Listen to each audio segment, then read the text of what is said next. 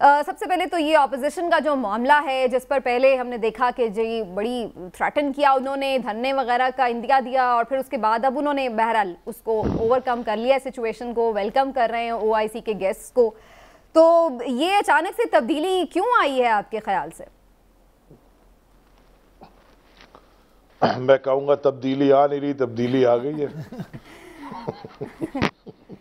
नहीं, कोई मैसेज आपने भिजवाया तो नहीं है स्ट्रॉन्ग वाला मैसेज के अच्छे बच्चे बन मेरा जाओ? कोई मेरा नहीं, देखें, मेरे ख्याल में थोड़ी सी अगर आप पिछले 2 हफ्ते की जब से ये कहानी शुरू हुई है निकाल लें, हमने तो पहले दिन से यही कहा है।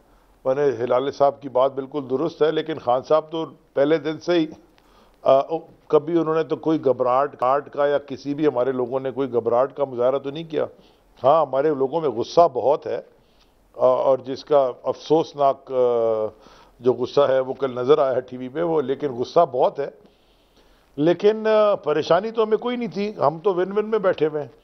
आप सिर्फ ये बताएं कि अगर सामने कोई होता ना, कोई तगड़ा आदमी होता ना, ईमानदार आदमी होता, कोई तगड़ा आदमी होता, कोई पॉलिटिकल पार्टी का कोई अगर नज़रिए की बैटल होती, तो फिर आदमी ज़रा सोचता भी कि यार ये सामने टीम स्ट्रांग है और मतलब इनके पास कुछ ना कुछ है।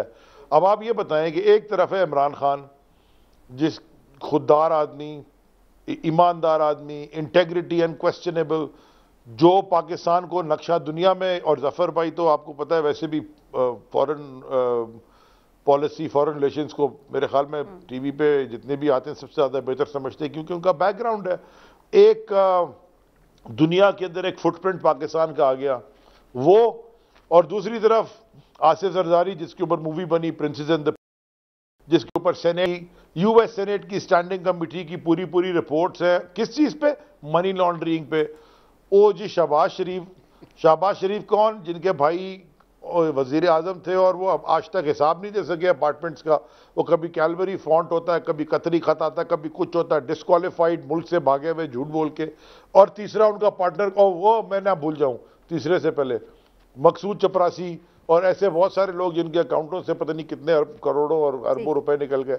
और तीसरा वो फजलुर रहमान, जो कि मदरसे के बच्चों को ले जाके, और ये तो आपकी सारी बात सही मान लेते हैं निज़ारी साहब, लेकिन ये तो बताए ना, विन विन सिचुएशन आपने कहा कि विन विन सिचुएशन है, लेकिन मुझे तो समझ नहीं आ रही आपकी ये काउंटिंग की कि किस तरह विन विन सिचुएशन है। आपके ये बंदे आप शो कॉज करके उन्हें डिस्क्वालीफाई करवाएं या ऑपोजिशन उनको हॉर्स ट्रेडिंग करके साथ ले जाए, इन एनी केस आप लोग तो मेजॉरिटी लूज करते हैं, तो विन विन सिचुएशन कैसे होगी?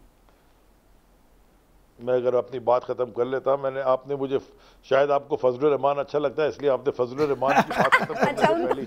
मैं तो चाह रही थी बचा लूं। मैं जरा उनकी पूरी बात कर लूं ना कि वो क्या करते हैं और लोग उनको कैसे जानते हैं। अगर आपका ये लाइव शो है तो लोग जो देख रहे हैं उनको बोलें गूगल खोल के लिखें, तो आपको समझ आ जाएगा मौलाना के आगे जो एक लफ्ज लिखा आता है, उससे तो सब मना कर रहे हैं, अब आप लोग फिर भी मना नहीं हो रहे। नहीं, मैं गूगल नहीं कंट्रोल करता, मैं बड़ा छोटा सा एक आदमी हूँ। गूगल तो एक दुनिया का इतना बड़ा, गूगल को तो नहीं कोई कंट्रोल कर रहा। एनीवेज, तो वो जो आता है वो आप देख लें। तो जहां तक आपने बात की, लोग छोड़ के चले गए। देखें, ये कोई इंसान की तारीख में पहली दफा तो हुआ कोई नहीं है। यूट्यूब रूटस भी आपको याद होगा, और अगर आप मुसलमानों की तारीख देख लें तो फिर आपको टीपू सुल्तान, मीर जाफर, मीर सादिक भी याद होंगे।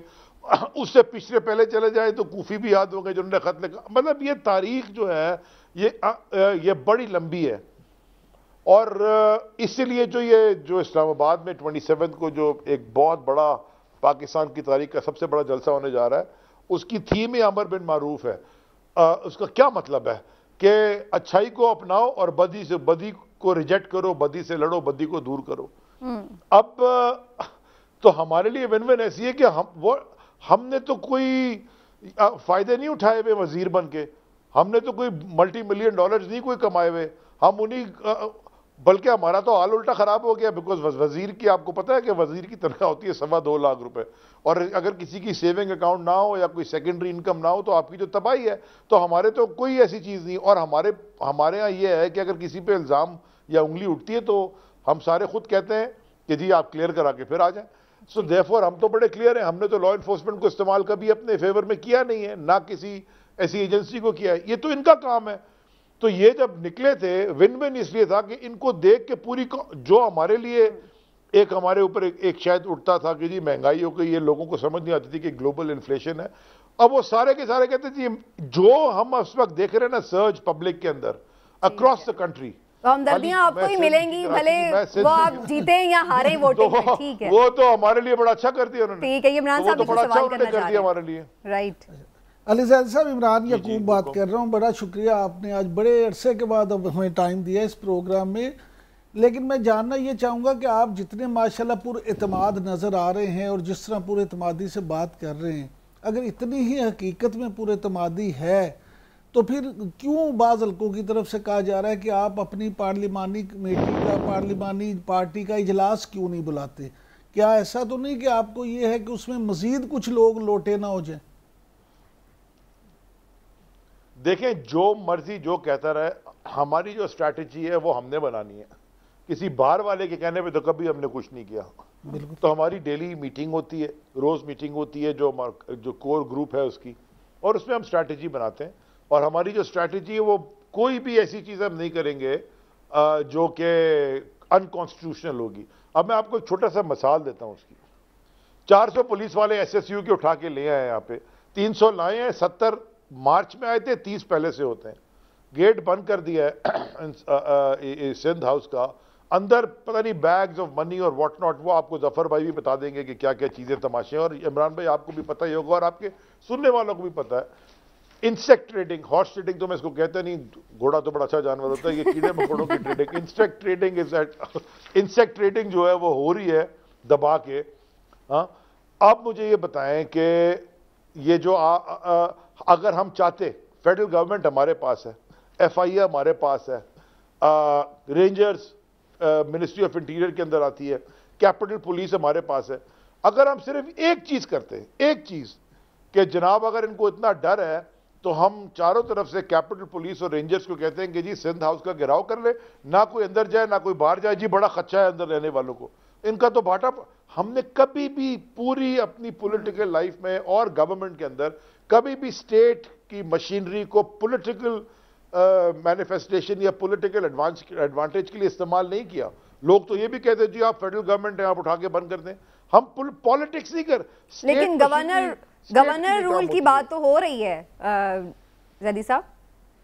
देखिए, वो शेख रशीद साहब हमारे जो इंटीरियर मिनिस्टर हैं, उनका एक बड़ा स्ट्रॉन्ग उनका एक पॉइंट ऑफ व्यू था, और उन्होंने बिल्कुल ये प्रेस कॉन्फ्रेंस में भी कहा और जो मीटिंग्स होती है उसमें भी कहा कि अगर ये इस तरह की हरकतें कर रहे हैं, देखिए वो क्या कर रहे हैं, वो स्टेट का अपैरेटस, स्टेट मशीनरी, स्टेट की पुलिस, आपकी मेरी और सब दुनिया वाले जो देख रहे हैं, उनके टैक्स पेयर के ऊपर जो स्टेट की लॉ एनफोर्स, सारी स्टेट की चीजें इस्तेमाल करके अपनी पॉलिटिक्स को चमका, अपने पॉलिटिकल मोटिव्स हासिल करना चाहते हैं। और वो पॉलिटिकल मोटिव्स भी गैर कानूनी है, क्योंकि सारे जितने बैठे हुए हैं वहां पे, और उनके जो खास तौर पर लीडरान हैं, चाहे वो यूसुफ रजा गिलानी साहब हों जो कि प्राइम मिनिस्टर रह चुके हैं, चाहे वो ये जो दूसरे वाले ये जो जहाज इनकी कंपनी है नून लीग के खाकान अब्बासी साहब हो, जो मर्जी हो, वो सारों के बयान आप पहले दिखा चुके हैं, आप दिखा सकती हैं, आपके पास आर्काइव्स में नहीं है, मैं आपको भी व्हाट्सएप कर देता हूं, आप चला लीजिए कि जी वो देखें हॉर्स ट्रेडिंग नहीं होनी चाहिए, गैर कानूनी है, खुद अब सारे वो कर रहे हैं आपस में मिल बैठ के।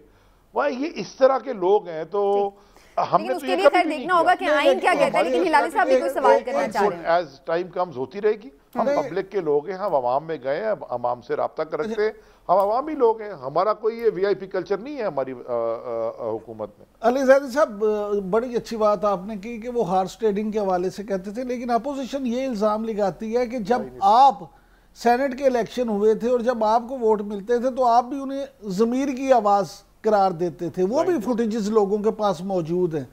तो क्या उस वक्त अगर ये ज़मीर की आवाज़ थी तो आज क्यों ये सिर्फ ज़मीर की आवाज़ नहीं है? मेरा ख्याल है वो सुन नहीं पाए, उनकी लाइन शायद ड्रॉप हो गई। अली ज़ैदी साहब, आपको आवाज़ आ रही है? नहीं। अच्छा जी, अली ज़ैदी साहब से रब्ता करते हैं, शायद वो सुन नहीं पा रहे। लेकिन हिलाली साहब, आप भी शायद कोई क्वेश्चन करना चाह रहे हैं, वो जब लाइन पे होंगे हम आपको थ्रो करेंगे बिल्कुल। लेकिन आपसे मैं ज़रूर एक सवाल करना चाह रही हूँ कि ये लोग जो सिंध हाउस से बरामद हुए हैं, अगर अभी तो इन्हें शो कॉज दे दिया गया पार्टी की जानिब से, अगर ये वापस आते हैं तो क्या इन्हें एक्सेप्ट कर लेना चाहिए आपके ख्याल से PTI को?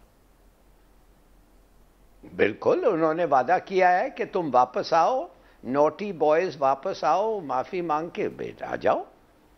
खुद कहा है इमरान खान लीडर, अब क्यों नहीं करेंगे, बिल्कुल करेंगे। लेकिन जो इतना कुछ इस दौरान उन्हें कह रहे हैं और फिर खुद भी उनको आइडिया हो गया कि ये लोग कभी भी छोड़ के जा सकते हैं, तो ट्रस्टवर्दी रहेंगे क्या वो?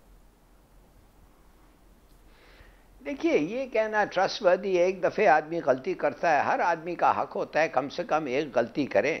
एक गलती के बाद अगर वो माफी मांग ले तो आप, वो सुधर गया, वो समझ गया है, और आप भी, आपका भी एक लिहाज से फर्ज है। हमारा क्या कहते हैं, हमारे मजहब कहता है कि फॉरगिवनेस अच्छी चीज है, सब ले लेना चाहिए वापस, दुनिया में है, माफ करो।